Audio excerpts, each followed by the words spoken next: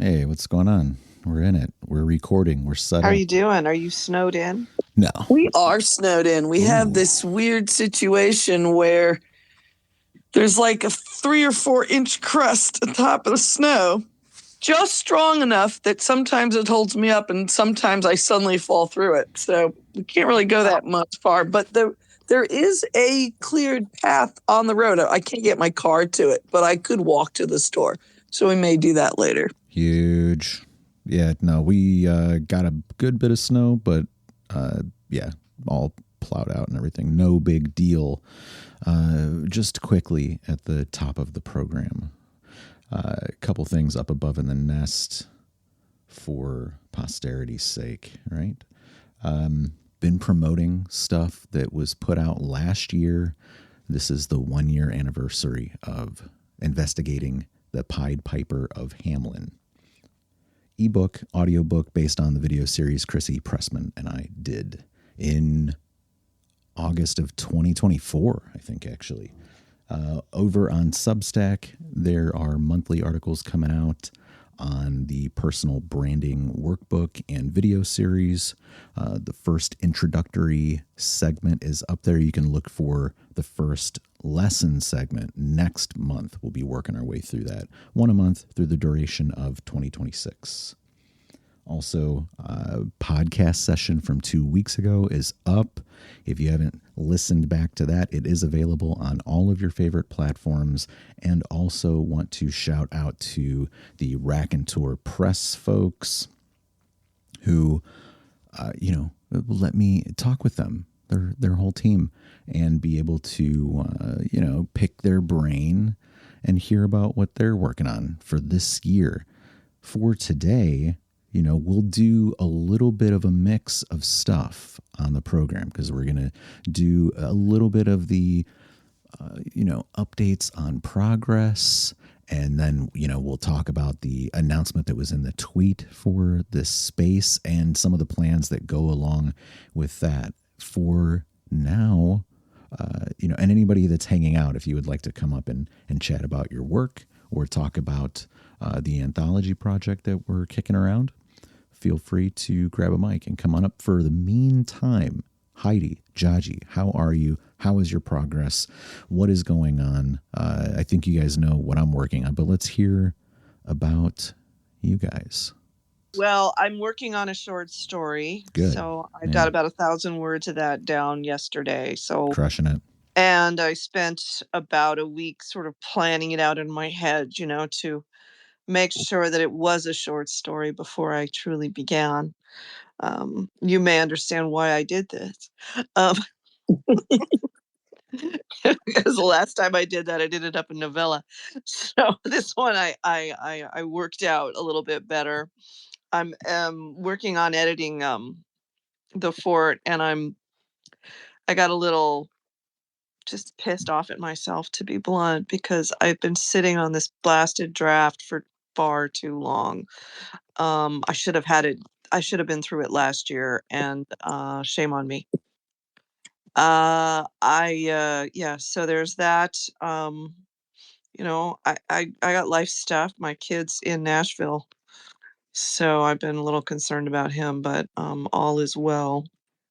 Even though they are in a state of emergency, like basically all the power lines are down. It's a disaster. It's technically a disaster. They've declared it a disaster. It's really bad. So, but he's good. The building he lives in has power. It's one of the buildings that they power. Good. Go ahead. No, he's annoyed. He's basically annoyed and sending me pictures of things encased in ice. Actually, pretty ones, but which I may post later. But yeah. So I mean, there's the constant balance of life and art, right? We had the weird thing here that for over 8 hours, we had little balls of ice falling instead of snow. I've seen ice fall before, but not for hours and hours and hours. The upside is it bounced off everything, so it didn't stay on the trees. So no tree branches fell on power lines. So we had a lot less power outages than we might have if it had been heavy snow that stuck to trees, So it's just kind of a funny thing where, it's just turned out a little bit of an advantage, even though it makes it so hard to walk around. So I finished yesterday the short story I've been working on. It's not all that short. I guess it's almost 14,000 words, but it was quite a joy to write because it's fulfilling there was a Kickstarter some years ago where my husband or I said we'd write a short story for somebody, and they paid for the short story. And my husband's been really busy, so the guy said he'd be fine if I did it. Well, it's really fun to write for someone who's read in your background, and you don't have to try to make it a standalone thing that works for a general audience. So I could put in extra little stuff I wouldn't have put in if it was for a general audience. And I could have the ending be something that would make sense if you'd read the whole background, but that I didn't have to set up. I could have a character come on stage unexpectedly in a way that would have seemed kind of Deus Ex Machina to a general audience, but someone knows the background, the character is fully understandable that he would be there. But the characters in the story wouldn't know he was coming, so there wasn't any way to set it up. So I wouldn't have done a story this way for the general audience, but it's perfectly fine for an audience who's familiar with the background, who knows that this character does show up under these circumstances, which made it really fun. And I read it to my son and my husband yesterday, and with the exception that my husband pointed out, it didn't really stand on its own outside of the background. They really liked it. And my favorite line was the main character is now possessed by an angelic being that he knows nothing about, and he asks it for its name, and it won't give its name, and he says, "Well, what am I going to call you?" And the angelic being goes, "Seriously? There's nobody else in here." So, I was really amused by that. It was funnier where I wrote it out. I'm not quoting it quite right. But anyway, but it was fun. I'm really glad to get it done because that means that as of last night, I'm back starting on the second of my 2 Regency romance novels. And I'm really eager to get that done. So it was a very happy moment for me. The other fun thing, which is only slightly related to writing, but it's related to my doing the Scottish book I'm about to start, is that we decided to do Burns Night dinner, which is a big Scottish thing on Sunday for Burns Night. And I made faux haggis and faux Cullen skink, or I guess it was really close as Cullen skink. And they both came out really well, and the family loved the food, which is very unusual for me. So not that my family doesn't like my cooking, but usually they don't all like the same thing. And I end up with somebody liking it and someone else not liking it. So this was a fun. It was nice. That's all I have to say. I kind of want to know about faux haggis. I will describe faux haggis. So this is faux haggis. Haggis is made in this complicated way using all these complicated things like ox heart. But when I had some in Scotland, it tasted a great deal like ground beef with spices. So I just made it that way. I took all the spices you put in haggis and I just put them in ground beef. And I baked it using a simplified haggis recipe and put potato on top the way it was served to me in Scotland. So it tastes something like haggis, but it was really simple to make. Gotcha. Yeah. Robin, you're up here. Tell us about the work you've been doing. Give us a progress report. What do you have going? Yeah. Well, first of all, weather report from New York City is we got about a foot of snow, but I grew up in the Midwest partially, so it always seems silly to me when people call this a snowstorm, but that's just me. I have 2 things going on. First, all of my readers have given me comments for my novella, Sal Grundy, and thank you, Heidi. Very, very helpful comments. And I think my rewrite will take about 2 months. There are some comments that go across the board, so I know that the things that I definitely have to change, and there are some that are particular to people, to individuals, and I will take those, as they come. So that's good. And then that version goes to my editor, who I also say, tell me what you think. If you think something needs to be done, I'll redo. And then he'll do the final edit. So I'm thinking that this is really going to be ready to be published, as in I'm going to publish it like you guys do, indie publishing, probably, I would say anywhere from June to September. That's my guess, but I'm sort of always... I just said that's exciting. Yeah. But, we'll see. I'm always off on that. And the other thing, I have a very weird thing going on. My sci-fi, Mission Infinity, I had, I'm sending one query a week, and one of the queries was sort of an out of the box to this. It's an online magazine, and it's really featured on Facebook. It has 1,500 subscribers. It's called Nebula Science Fiction. It's not the original Nebula Science magazine. That was huge. They took the name, and it's sort of it's a reboot. So I had said to them, would you like to serialize it, or would you like to make a book? Didn't hear from them. So I sent them I wanted to check off the box and just move on. So I sent them something this week. Hey, just haven't heard from you, blah, blah, blah. And they said, oh, yes, we're still thinking of serializing your novel in 4 sections, May, July, September, something like that. But there was March, June, September, or something like that, whatever. But there was no mention of a contract. And it really is concerning me, because March, publishing wise, is right around the corner. And there's no talk of my rights as an author to republish. And I really want it as a book rather than serialized. So I'm just very concerned. And I think what I'm going to do today, either I'm going to withdraw it, or what I may do is an interim step and say, hey, before we have any other conversations, I need some kind of contract. Yeah, that seems easy. Just so that you know, a magazine would not normally offer the contract until they make up their mind. So it's perfectly reasonable to write back and say, can you give me an idea of when you're going to decide, it's perfectly reasonable to write and ask for the next step. But they wouldn't normally, in other words, if they're thinking about it, once they decide, then they should make you the offer, as in write you a letter that says, we'd like to do this, and here's our terms.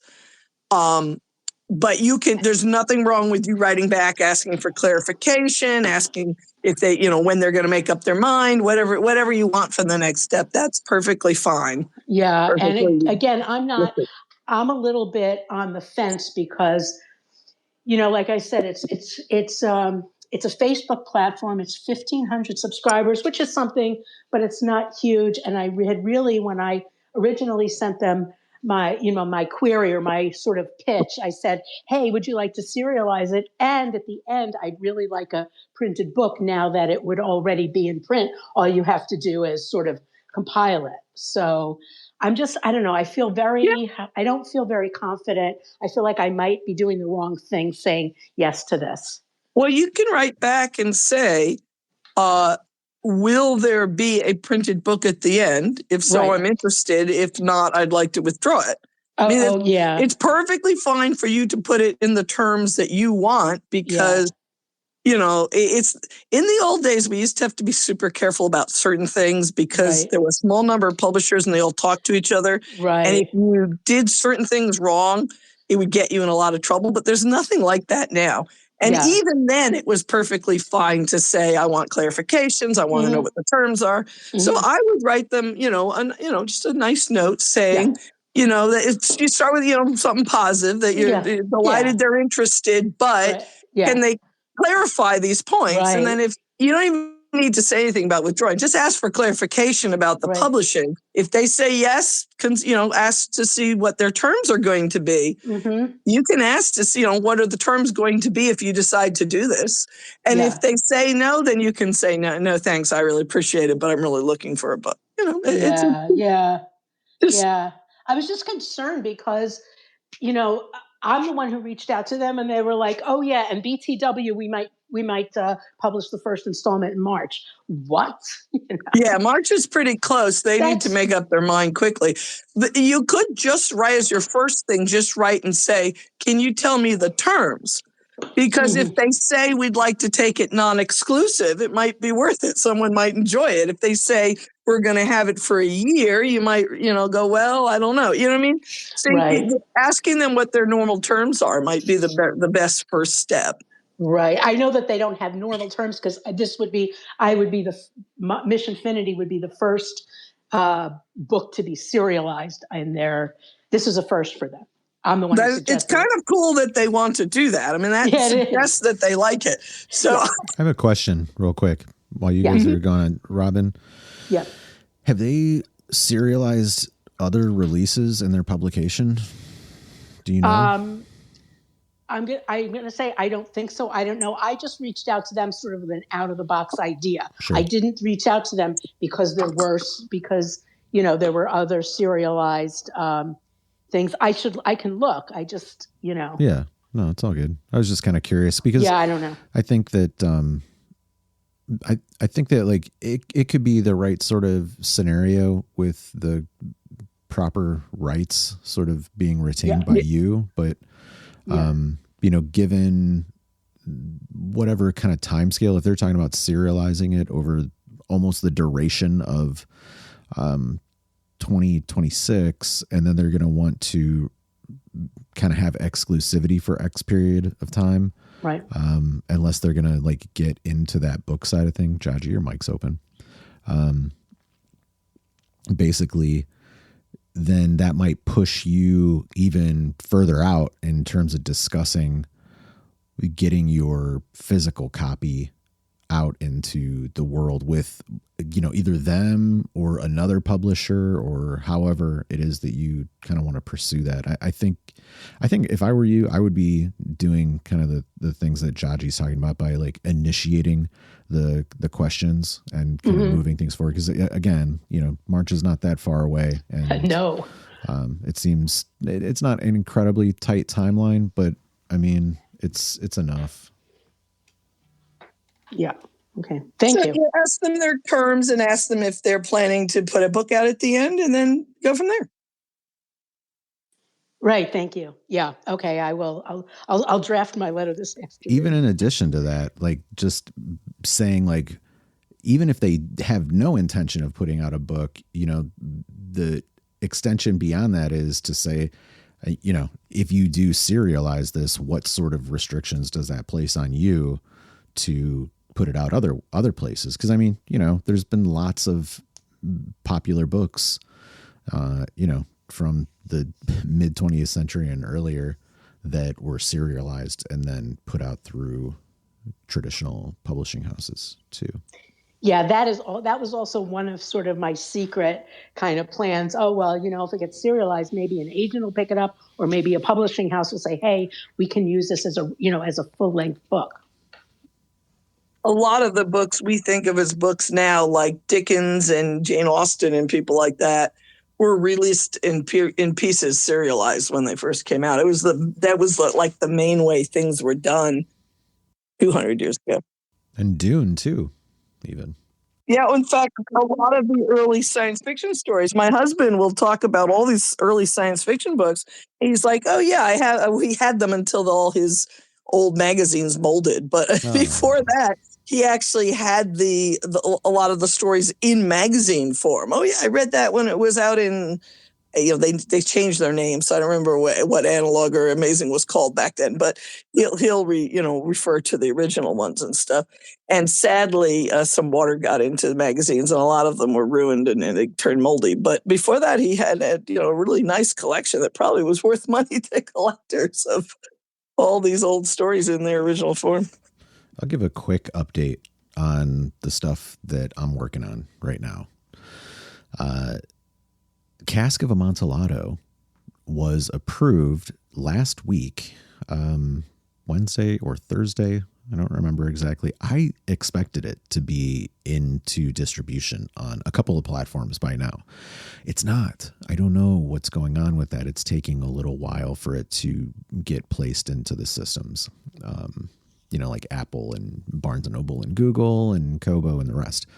I expect that'll happen imminently, but it hasn't yet. However, I am already moving ahead. I'm already on to the next thing. I'm going to put out an audiobook next month. Again, the first 3 from this year are basically repackaging of a collection that, if you've been listening since November, I had some issues with KDP and ACX. I took that collection down, and now I'm breaking it apart into individual releases so that I can get that stuff onto platforms, get it indexed, and, build catalog.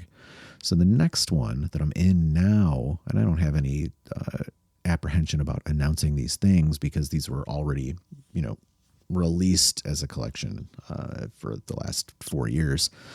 Up until then, it will be The Alchemist by H.P. Lovecraft. So that is a traditional narrative-only production, and then it's also an audio drama production. So I've got the cover art for it in process, not finalized, but it's getting closer.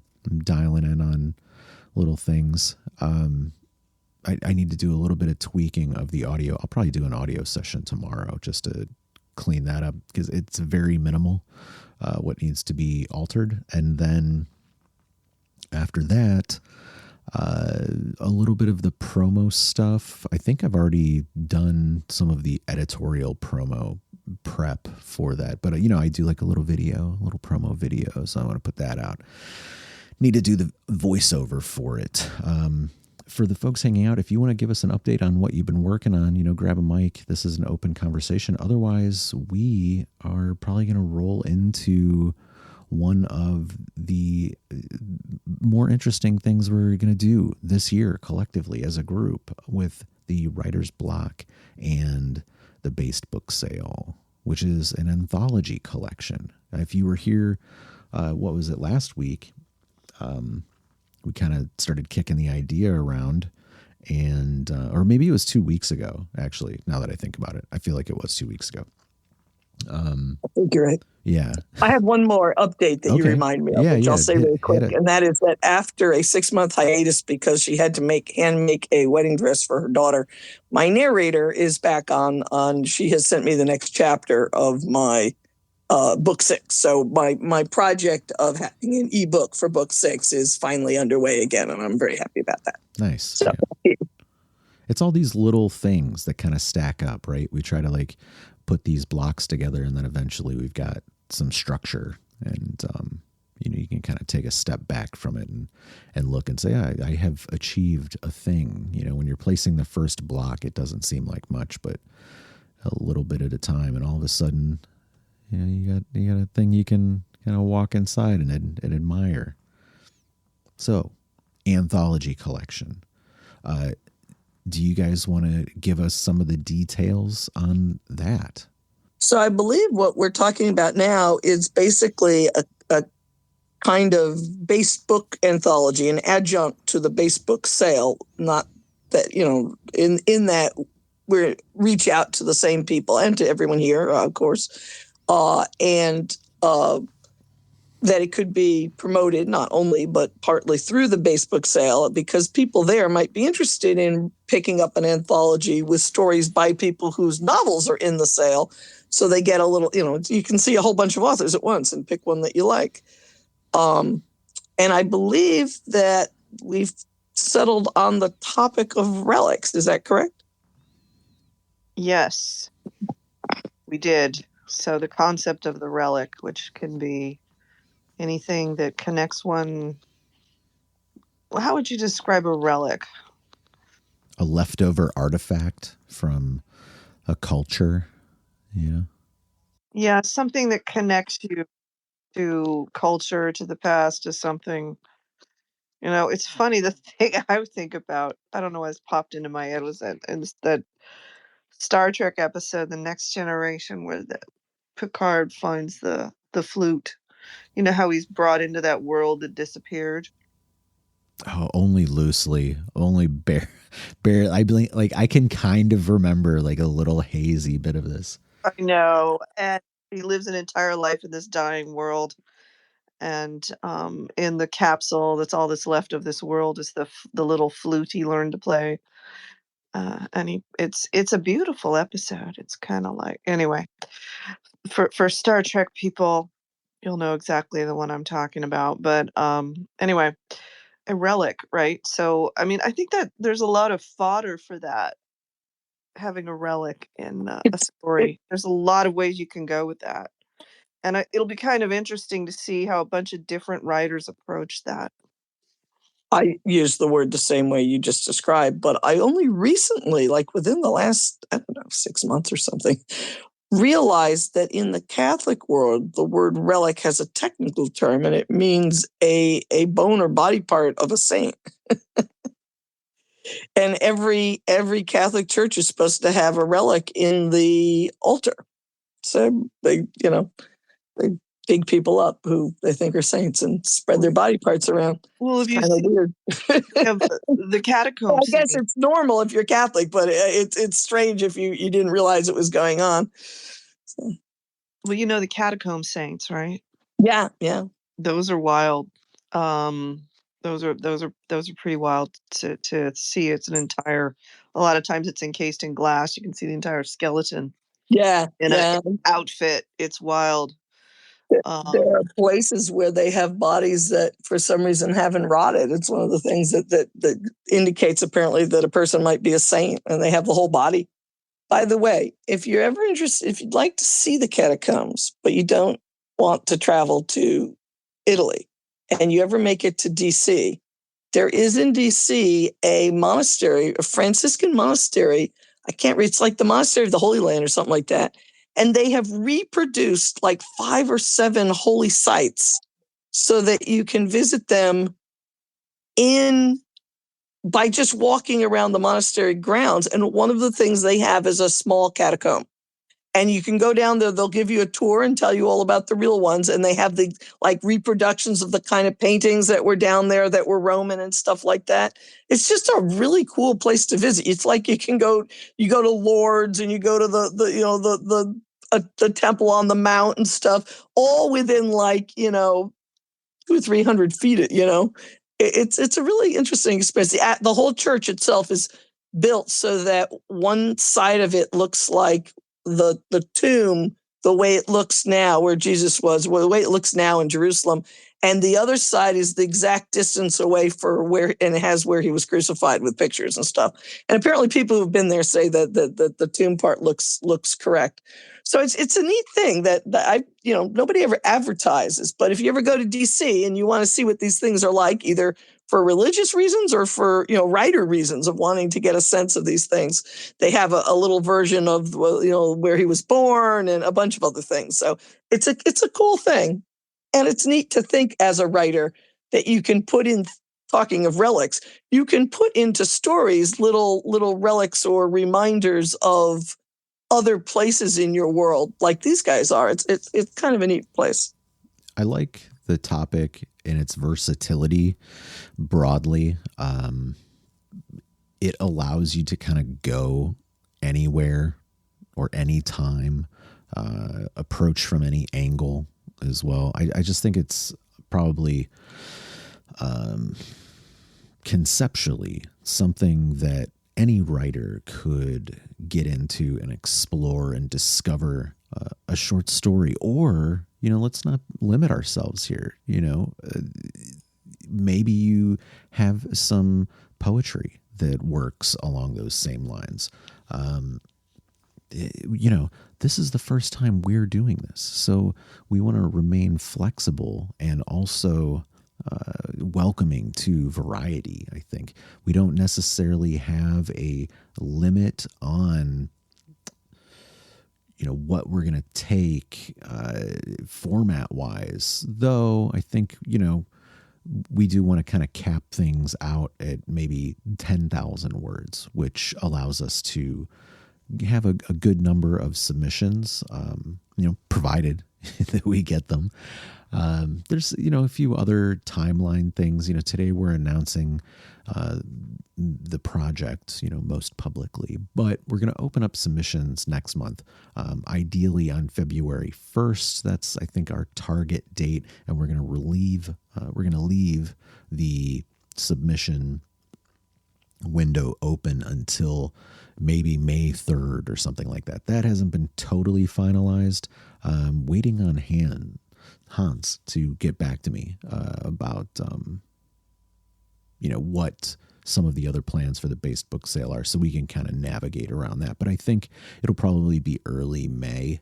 We're looking for 1 year of exclusivity on the submissions, and probably going to be good if you sign up for PubShare whenever you get a chance, and kind of get that out of the way. We're going to use that for payment and divvying out people's split of the bounty, the booty, provided there is any, I think. Yeah. And PubShare, which used to be called Bundle Rabbit, is just a service that takes 10% off the top and shares the money out to the different people who sign up. And they work with Amazon, but they'll also post it all over the place. So you can either go just with Amazon or you can go wide using them.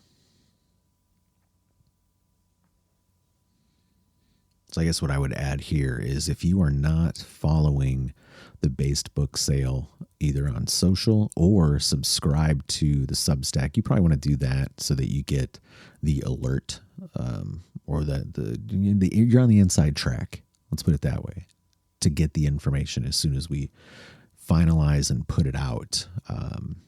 Price of the collection, who knows yet? I think that's kind of dependent on the submissions and length for paperback, file size for ebook. And we can't really know that until we evaluate it. We would like to keep it in a nice and palatable price range. I think that is important. And then the other side of it is to be able to put it into the based book sale during those seasonal sales. The ebook would be able to be priced down to 99 cents, which I think for a collection of authors, gosh, that's pretty legit. No? Yeah. Yeah, I would add probably, I would think of this more as an opportunity for exposure, marketing in a way. But I mean, also I'd like to put out a quality thing. One of the things we didn't discuss, and I don't know if I should bring it up here, but evidently I'm going to, is the idea of maybe some artwork in there too. I don't know. What do y'all think? We actually did discuss that. Did we? Because I said, and you won't have artwork, and Michael said, wait, well, hold on, we might. So that was the whole discussion. Yeah. Okay. Well, let us continue on that discussion then. Okay. Well, I mean, I kind of like the idea of, I don't want to turn this into just sort of like a, the college literary magazine, but, I think, we want to have a marketable product per se, somewhere in between. But yeah, I like the idea of maybe having some art in there that goes along with what we're doing, not just random things. I mean, it really just depends on how the whole thing gets laid out. And I think one of the things we're going to do throughout the year is sort of talk about this project and how it's developing and the progress we're doing, what we're doing. Because I guess, on the editorial side, on the layout side, all that stuff. So it's going to be, it's going to be like not only do we want people to come in and submit their work for it, we also want to kind of talk about writing short stories, the things that, how to develop a short story, which is, I think, will be the main spine of the book, will be based on short stories. Doesn't mean we don't want poems and other pieces, just sort of depends on what people want to contribute, or even artwork. But so, probably about once a month, we'll be talking about, that sort of thing, and talking about the progress of this project and how we're doing it. I mean, it's basically how to put a book together and, indie publish it in essence is kind of what this will be over the year. Yeah. So I think the fourth Tuesday of each month will be that short story workshop discussion update session on that project for the duration, until we kind of get into making it live and putting it out there, or maybe even beyond that. We have talked about short stories in the past on the program. Trying to think of when the last time was. I would have to go and search the notes. I'm not necessarily going to do that at this moment, but we have discussed it. And I think that this gives us a chance to maybe even get more detailed and granular about some of those things, to surface concepts and the divides of where people end up on the road to creating a short story. And I think a lot of people are in that boat where they're like, I'm going to write a short story, and it blooms into something much larger. That's not an issue I have. Mine is the complete opposite, where I'm too concise and a dictator of word count to myself, trying to maintain outline and pace for these things to basically, build something out. I don't write a whole lot of extra too much, I think it's a great idea, because we can discuss anything about writing that we'd like to discuss, but then it can be kind of focused or then also directed at short stories. And, short stories are, definitely a viable thing for writing. And you also need to talk about all the other parts, the plotting or the characters or, whatever it is that you would do in any other kind of writing you're doing in short stories too. So it's just gives it kind of a little bit of a focus, which I think is good. The very first anthology I was involved with, which was a badass fairies anthology about fairies with attitude, which was kind of a very new idea at the time.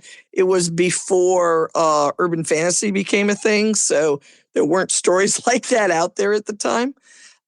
Did have illustrations also, so that was kind of cool. I'm into the illustration idea, I think, to a certain degree. I suppose it varies. I like the idea of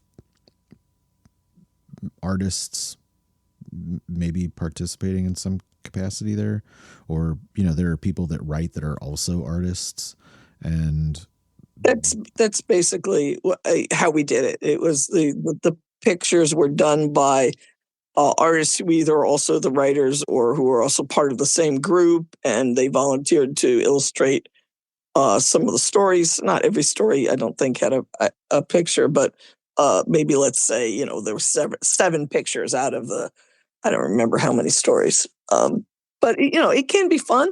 One has to decide, are you going to try to get money together to pay the artists upright, or are you just going to treat the artists like the same as a story and they just get a cut that divides it up more. But there's lots of ways it can be done. And or you could just ask people to to donate them. They may or may not. But it's definitely worth thinking about. Yeah. And I'm not even opposed to leaning into AI for some stuff if it's components. I don't know. For me, there's been this work that is basically like physical drawings that I then take photos of and then color and texture with AI. Those kind of things, I think, kind of are there hybrid workflows and bridge the divide between that. And this is a funny thing. There's a comic convention, and they are just coming out real hard over the last couple of years being anti-AI. Like, if they won't allow you to get a booth there if they discover that your stuff anything in your booth used AI, then they're going to remove you from the event, which, whatever, that's fine. It's okay if you want to be purists. That apparently at Davos this year, which is all the rich guys get together to talk, it just happened about a week ago. Previously, they had been pushing all sorts of, like climate change, all sorts of stuff. This year, apparently, all they were pushing was AI. They're pushing it like huge. And I'm like, great. So that, one part of our society is pushing AI and trying to force people to use it. And the other part of society won't even let you in the room if you've touched it. Yeah. It's really kind of a strange time to live. I'm kind of minimal with the third-party AI stuff.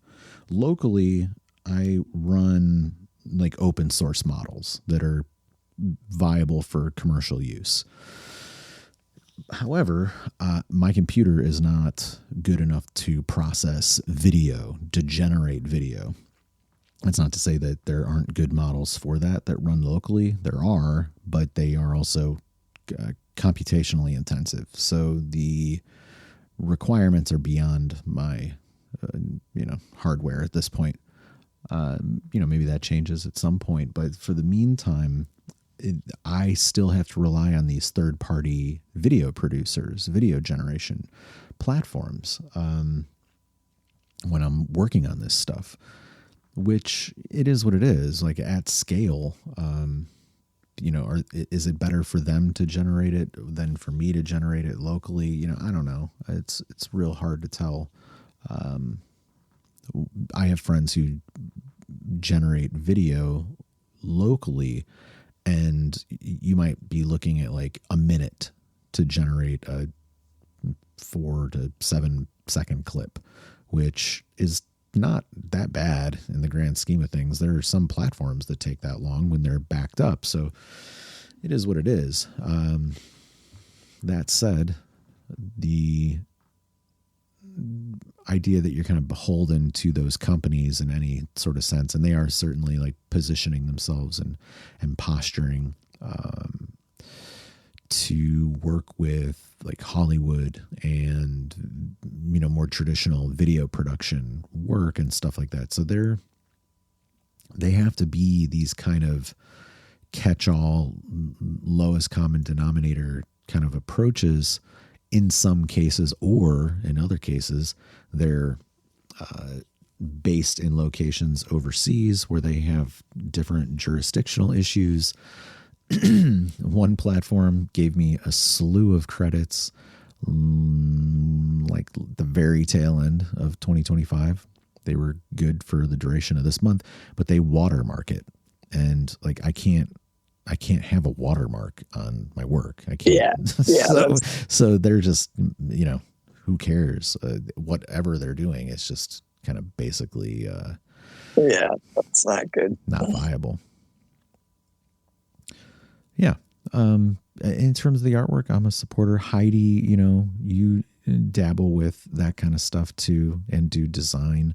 I know a handful of writers that are artists. I would love to see, what they might turn in. I think that's an important piece to note, is maybe asking for something about illustrations. Like, would you be interested in illustrations? Or would you be interested in contributing illustrations? Would you be interested in having illustrations created for you, either traditionally or synthetically?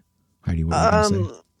Yeah, I mean, first off, if we're gonna do illustrations, I'm obviously there'll be poems and stuff, but I think, hopefully, but for the short stories, if we're gonna do illustrations, it needs to be consistent, is my mind.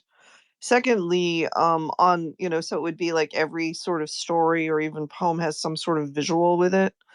I would keep That's not the way we did ours. Just to let you know, Well, we just said I don't remember the numbers, but let's say there were 15 stories, and we just said, okay, we're going to put in 7 illustrations. Let's pick the stories that we thought would be best to illustrate. Well, so I mean, you can do an illustration. I have been in things where there's a picture for every story, but I've also been in things where that just didn't seem reasonable, and there was only a limited number of illustrations. So I'm not saying anything against doing one for every story. I'm just saying it doesn't have to be done that way. Yeah, I hear you. I'm just saying that, I mean, in my mind, it seems like that I like the sort of symmetry of it. Yeah, I mean, I think it's great. It's just a question of, this is gonna how you're working it out. Well, I think probably this is something far down the line we'll figure out at the time, but I'll throw it out now because since the question was asked in terms of that work, that's kind of my initial feeling about it is for symmetry.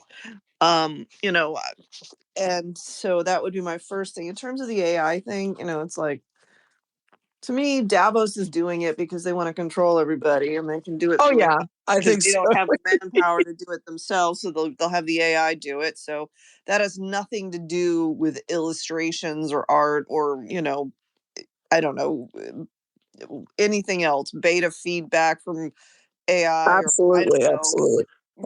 Having it edit, tell you where to put the commas, that kind of thing. So and on the other side of these people in their comic books, and you cannot do it. Well, I mean, to a certain extent, I understand it for comic books because that is heavily illustration. That is all illustration. Well, not all. It's majority illustration. It leans more towards visual than it does towards just words. I mean, I think that's fair for me to say. And they see their whole livelihood being replaced by a machine. I can understand they're having a strong feeling about it. Yeah, I mean, it makes sense to me that they'd be pretty fussy about it because basically they're artists doing comic book art, and it's basically someone walks in with, it's demeaning. And I mean, it shouldn't be, but I get why they would feel that way. There's a little meme going around that kind of sums up how they feel, where it says, I want a robot to do my laundry and my dishes so I can work on my art, not a robot to do my art so I have to do laundry and dishes. Yeah, that's the robot I want too. I'm on board with that. I am all on board with the robot that dusts and cleans and yes. Oh my gosh, They have some robots that do all those things now. They don't have. They do. They do. They actually have little cleaning robots now, and they're kind of cute. Yeah, one followed you into your room. The Roomba, it vacuums. But they have actual cleaning robots, and I'm surprised that's not the number one thing people working on. There are 16 companies working on humanoid robots, and I'm like, I don't, as a normal person, have any need whatsoever for a humanoid robot. But I could really use a robot that cleaned. And there are some, but why isn't that a much higher priority? I think they could sell a lot more cleaning robots than humanoid robots. Okay, so the only one I know about is the Roomba. Is there something else? No, there's I've seen if you look it up on YouTube, there's a little robot that cleans toilets and stuff.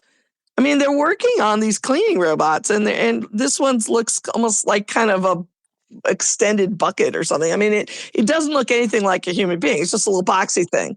But that kind of thing, I'm all in favor of. If I could get in a robot that you could have go around your house and clean, I would be really interested. I want to steer into something here because we've got Robin for the meantime. Can I finish my thought first? About robots? No, that wasn't the thought. Sorry. Okay, I apologize for the robot. But I was saying that in terms of the AI, I hadn't finished. My thought was, yes, I get why the comic books people are fussy. I get it. But in terms of what we're doing, this is more heavily tilted towards the writing side. And so I will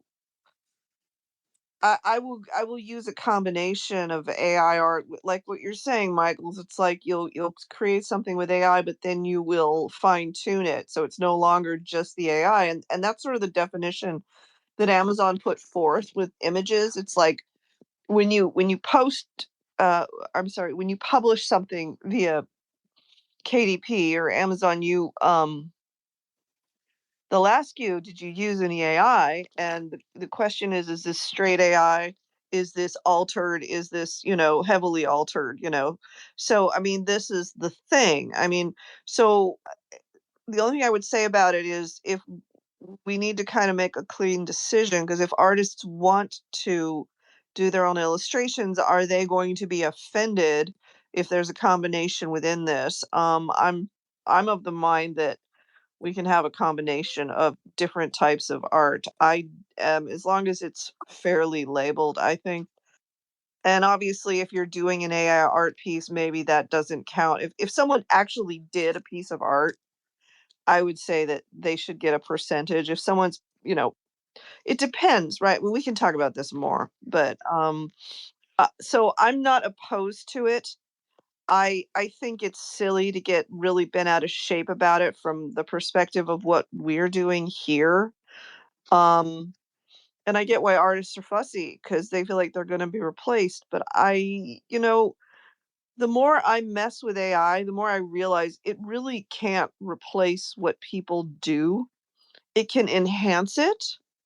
It can offer suggestions to it. It can do, but it can't ultimately replace people. It's not better than us.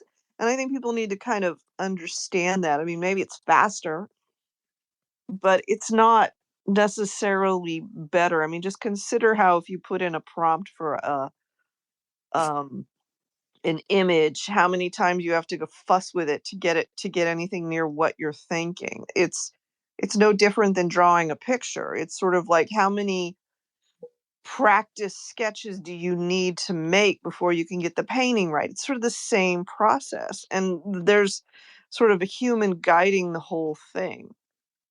And so I think one of our listeners just texted me. It says, I will read the text because it's on this topic. He says we should not mix AI with non-AI art, i.e. all stories handwritten, but no AI stories, illustrations, AI except color, etc. Mixed medium would confuse people. Yeah, maybe. I can see saying either let's have it all all the drawings hand drawn, or all the drawings will be AI drawings would kind of make sense. Doing a mix does seem like it would be kind of confusing. I think that's what he means. Maybe. I think you can notate that kind of stuff. It's easy to do that in layout. I want to, Robin dropped down to listener. We missed Robin. I wanted to get Robin, come back. To hear feedback from her. I had not realized that Robin was in New York City, or if I knew it, I'd forgotten. Yeah. I get up there once in a while. Yeah. Well, we are also approaching the hour, which is to say that we'll be wrapping it up. Wait, Robin is back now. Robin, do we have you? Are you on stage? Yeah, I think so. Am I? Yeah, I can hear you. Oh, hi. So here's my question for you. You've listened to us present the concept. What do you think? You know us. You're here regularly, almost weekly, hanging out with us, and for a long time as well. I think you predate me hanging out here on the Writer's Block. So what do you think of the concept, the theme, the details, anything along those lines as, what we put together? You're talking about the anthology, right? Your anthology? Yeah. Well, first of all, this was sort of new to me. I haven't heard it until today. And I'm sort of excited about it. I like the prompt relic. It's a good, I think it's wide enough where my wheels was starting to go, because I was talking to somebody about a sci-fi kind of relic story. So I don't know enough about the platform that you suggested that we all join, although I have another writers group. They talk about it all the time. What's it called? PubShare. PubShare, yeah. So, yeah. It's a guy, his name is Chuck, and he just has software to split the money so that you get paid directly from him without whoever's doing the anthology having to have a bank account where they receive the money from Amazon and then figure out how to split it, which I used to do, and it would take me an entire day once I had a couple of anthologies. So nowadays I use PubShare all the time. The guy's super helpful. If people have any trouble logging on or anything, he writes them right away.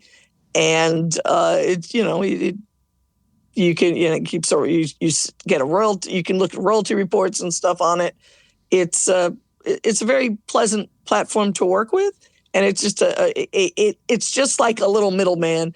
You're actually on Amazon, or you're on Nook, or whatever it is, wherever, Apple Books, wherever it is you're deciding to sell it. And it's just like, okay, you load it here, and then he posts it on those places. You can go with KU or not with KU. You can do all the things you would normally do. You just have this guy kind of helping you out and splitting out the money directly, which is just a benefit. Oh yeah, okay, got it. Yeah, so I'll so that's that. I think that it's an exciting idea. I wonder, maybe you've talked about it before, whether the anthology, the final product, would be available, online only, or these are the questions I always have. Online only? Is it going to be a hard copy book? And how would it be distributed? You don't have to answer them now. I just sort of we can answer it right now. So we do want to do it as a paperback. We do want to do it as an ebook, primarily through Amazon, but perfectly good to extend distribution onto other platforms as well. We are getting to the hour. So, final thoughts from anybody on stage. Maybe you got 30 seconds, you got 40 seconds in you to give us any last regards.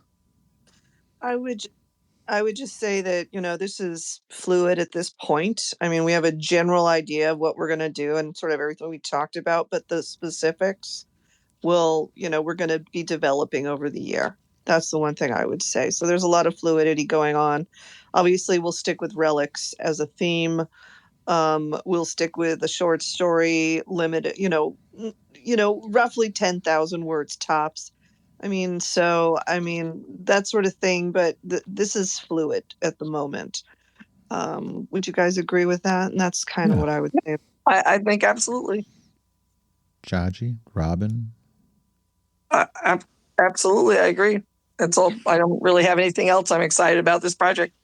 Yeah, I would just say thank you.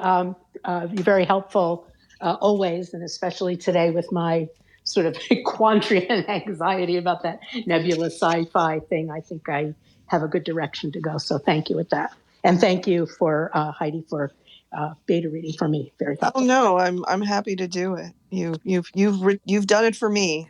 I know it's an intense thing to look at, a manuscript in progress. So I appreciate people who do it, and I try to return the favor. In fact, I must return the favor. It is required, I think. For sure. Well, hey guys, this has gone well. I don't know if you tuned into the January Grand Sumo tournament.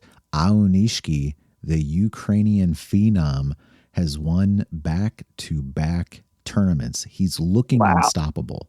If he comes out in March and dominates again, if he wins again, but even if not necessarily, does he have to actually win again? But if he did win again, I think the issue becomes Yokozuna promotion. That's what we're looking at. As for today, I do appreciate you taking the time to join us, and we'll talk again before too long.